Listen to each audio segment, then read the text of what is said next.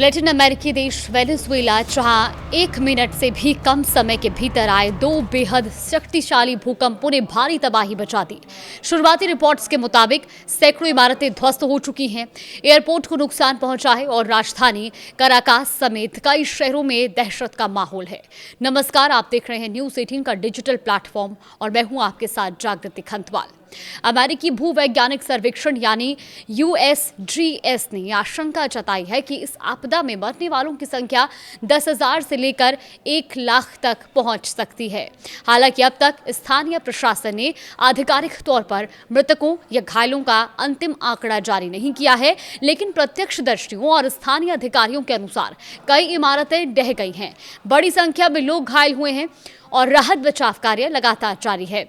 दरअसल गुरुवार तड़के भारतीय समय अनुसार वेनेजुएला में लगातार 2 शक्तिशाली भूकंप आए।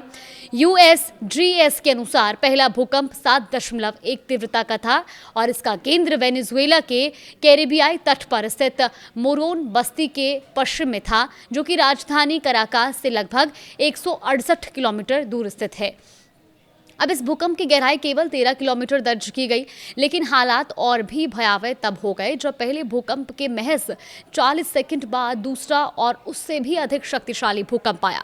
दूसरे झटके की तीव्रता 7.5 मापी गई है और इसका केंद्र मोरोन से लगभग 16 किलोमीटर दक्षिण पश्चिम में था और इसकी गहराई केवल 10 किलोमीटर थी। अब विशेषज्ञों का कहना है कि इन दोनों भूकंपों के विनाशकारी साबित होने की सबसे बड़ी वजह इनकी कम गहराई है। आमतौर पर जब भूकंप धरती की सतह के बेहद करीब आता है तो उसकी ऊर्जा सीधे ऊपर की ओर पहुंचती है और जमीन पर झटकों की तीव्रता कई गुना बढ़ जाती है। अब इस मामले में दोनों भूकंप केवल 10 से 13 किलोमीटर की उथली गहराई पर थे और जिसे भूकंप विज्ञान में बहुत गहराई का माना जाता है और काफ़ी कम गहराई का इसे माना जाता है। और यही कारण है कि राजधानी कराकास और आसपास के इलाकों में बड़े पैमाने पर जब भूकंप के झटके महसूस किए गए तो कई इमारतें हिल गई और अनेक इमारतें पूरी तरह से ढह भी गई। सोशल मीडिया और स्थानीय मीडिया में सामने आए कुछ वीडियो में सड़कों पर अफरा तफरी, धूल के गुब्बार और ढही हुई इमारतों के भयावह दृश्य देखे गए। अब USGS ने अपने शुरुआती आकलन में कहा कि इस आपदा के कारण भारी जनहानि और व्यापक आर्थिक नुकसान की आशंका है। एजेंसी ने अनुमान लगाया कि मृतकों की संख्या 10,000 से 1 लाख के बीच हो सकती है।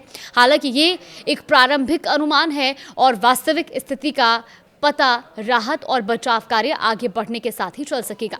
अब भूकंप के बाद प्रभावित इलाकों में बड़े पैमाने पर राहत और बचाव अभियान शुरू कर दिया गया है और बचाव दल मलबे में फंसे लोगों को निकालने में जुटे हुए हैं। घायलों को अस्पतालों तक पहुंचाया जा रहा है, जबकि प्रशासन प्रभावित क्षेत्रों में नुकसान का आकलन कर रहा है। अब इस बीच अधिकारियों ने जो जानकारी दी है और साथ ही साथ लोगों को सावधान रहने की चेतावनी भी जारी की गई। विशेषज्ञों का यह भी कहना है कि आने वाले समय में आफ्टर शॉक्स यानी कि भूकंप के बाद आने वाले झटके महसूस किए जा सकते हैं और इनमें से कुछ झटके काफ़ी तेज भी हो सकते हैं।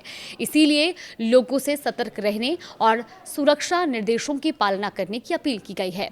अब इस भीषण आपदा के बाद वेनेजुएला के कार्यवाहक राष्ट्रपति डेल्सी रोड्रिगेज ने पूरे देश में इमरजेंसी की घोषणा कर दी है। उन्होंने सोशल मीडिया प्लेटफॉर्म X पर एक पोस्ट करते हुए कहा कि वो जल्द ही राष्ट्र को संबोधित करेंगी और देश को प्रभावित करने वाले इस शक्तिशाली भूकंप के बाद की स्थिति पर विस्तृत जानकारी भी देंगी। वहीं वेनेजुएला के विपक्षी नेता एडमंडो गोंजालेज ने भी इस त्रासदी पर चिंता व्यक्त की। उन्होंने सोशल मीडिया पर कहा कि लगातार 2 भूकंपों ने देश में भारी तबाही मचाई है और उनके अनुसार कई इमारतें ढह गई हैं और सड़कों पर दहशत का माहौल है। उन्होंने ये भी कहा कि शुरुआती घंटों में स्थिति इतनी गंभीर थी कि 2 घंटे बीत जाने के बाद भी स्पष्ट नहीं हो पाया कि कितनी जानें गई और कितने लोग प्रभावित हुए हैं। आपको बता दें कि वेनेजुएला भौगोलिक रूप से ऐसे क्षेत्र में स्थित है जहां कैरेबियन प्लेट और दक्षिण अमेरिकी प्लेट एक दूसरे से मिलती है और यही वजह है कि ये इलाका भूकंपीय गतिविधियों के लिहाजे से संवेदनशील माना जाता है और यहाँ समय समय पर भूकंप आते रहते हैं। इतिहास भी इस खतरे की गवाही देता है। USGS के अनुसार साल 1812 में काराकास और मेरिदा क्षेत्र में आए विनाशकारी भूकंप में लगभग 30,000 लोगों की जान चली गई थी और अब एक बार फिर देश एक बड़ी प्राकृतिक आपदा का सामना कर रहा है। फिलहाल पूरी दुनिया की नजरें वेनेजुएला पर टिकी हुई हैं। राहत और बचाव अभियान युद्ध स्तर पर जारी है, जबकि प्रभावित क्षेत्रों से लगातार तबाही की नई तस्वीरें भी सामने आ रही हैं। अब आने वाले घंटों में जनहानि और नुकसान के वास्तविक आंकड़े सामने आने के बाद स्थिति की गंभीरता और अधिक स्पष्ट हो सकेगी। फिलहाल के लिए इतना ही। इस बड़ी खबर पर हमारी नजरें लगातार बनी हुई हैं। जैसे ही कोई नई और आधिकारिक जानकारी सामने आएगी, हम आपको सबसे पहले अपडेट करेंगे।